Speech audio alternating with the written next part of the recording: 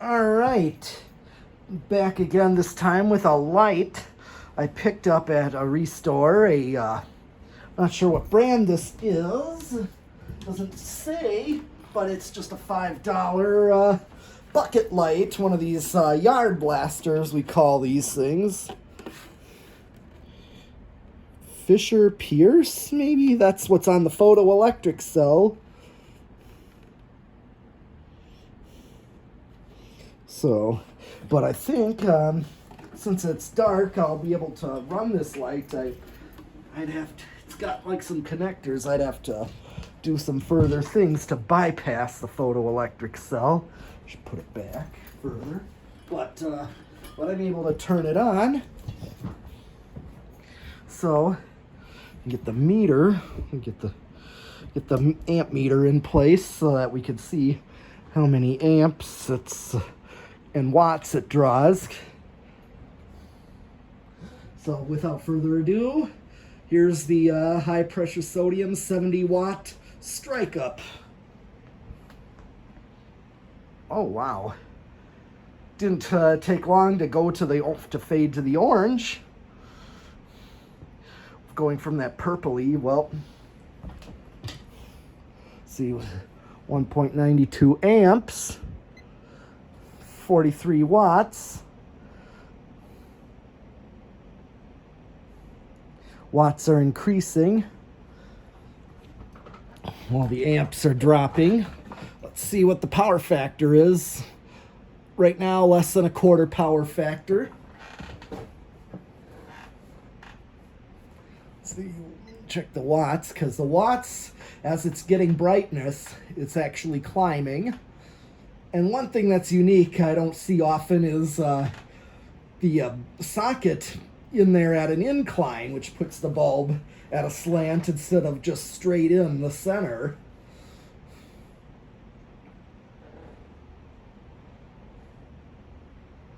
So it really went orange this time. This almost looks like a low pressure sodium right now, and it's still getting brighter, but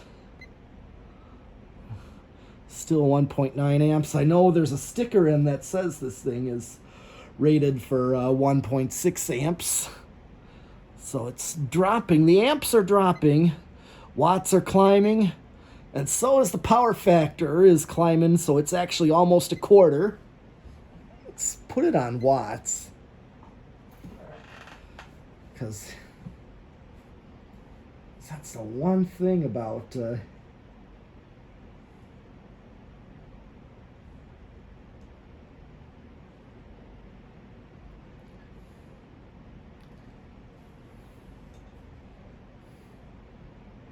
as you can see, the watts are climbing.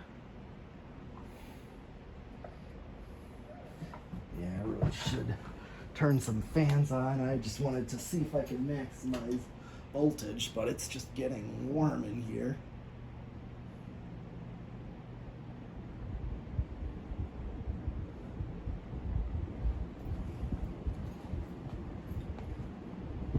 Okay, 60, so it's getting close. The orange is brightening back up. 1.77 amps, so the amperage is dropping down. See what the power factor is over a quarter. So it's getting close to 70 watts.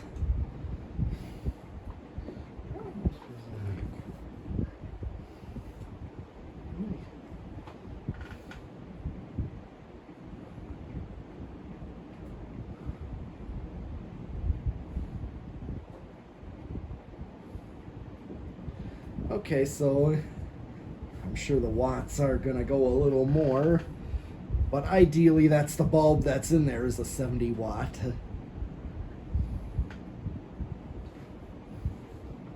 And it's looking like it's pretty much reached full brightness.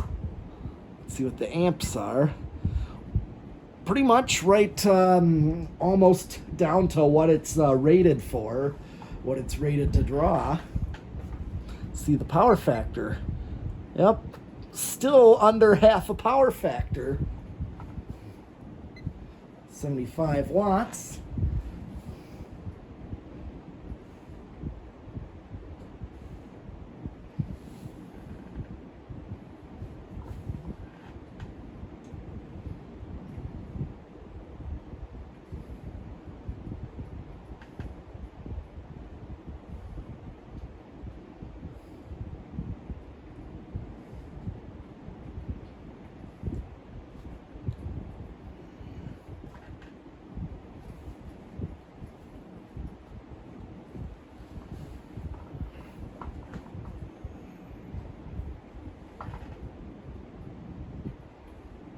Okay, we're up to 78 watts.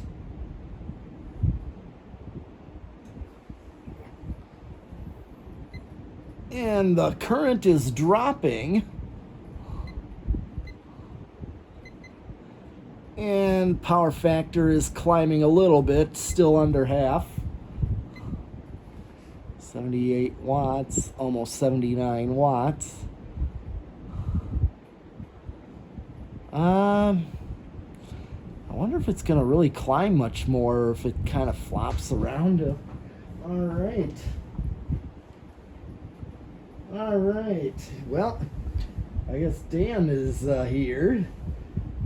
And I'm actually testing a light. Okay. This is a light that I showed you. This is some top tier metal right here. It is. Well, this is the one I showed you I picked up just yesterday. I know. I was saying in the... You're filming, right? Yeah. I was saying in the group chat how... if you're going to hand me that folding chair, then I don't have to walk in front of the camera. Okay. I was saying in the group chat... Well, that's okay. That, when I was a kid... Yeah. For some reason, the sideways bulb in these really bothered me. Huh. Yeah, I was... And now as an adult, I'm like, oh, wow, I haven't seen one of those since I was a kid. That's really cool. Right, I get you. Yeah. Any idea how old it is? No. A lot of you guys might know.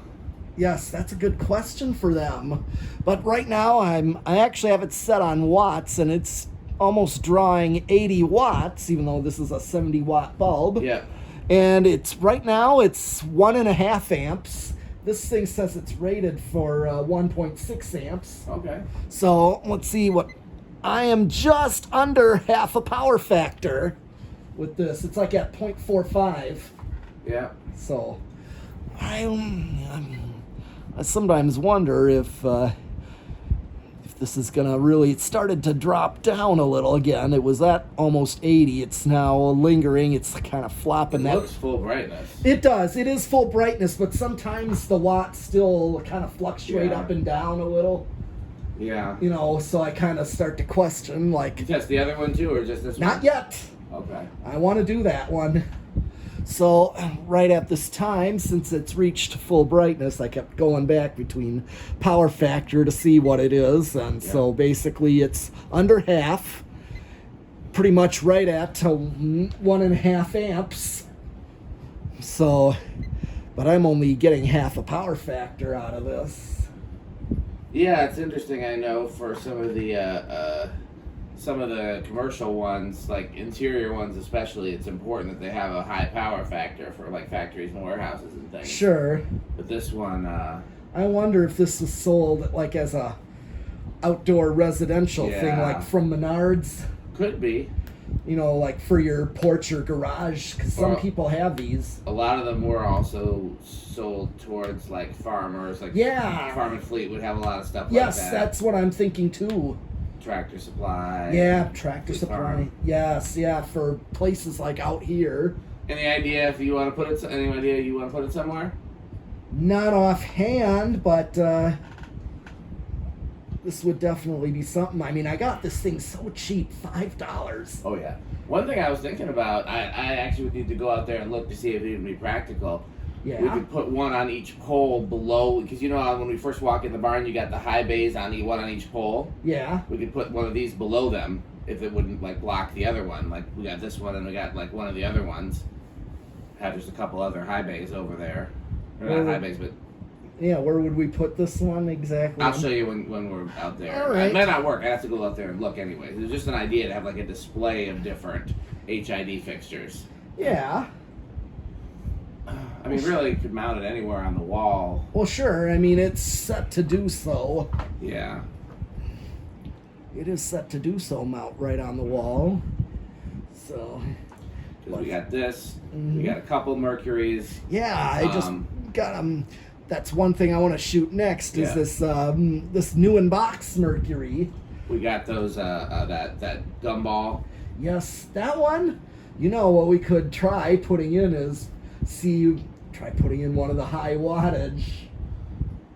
The like the ones from next door. Yeah. Interesting. We Because can try remember, that gumball, I believe, has a mogul-based socket. It does. And if it doesn't have a ballast...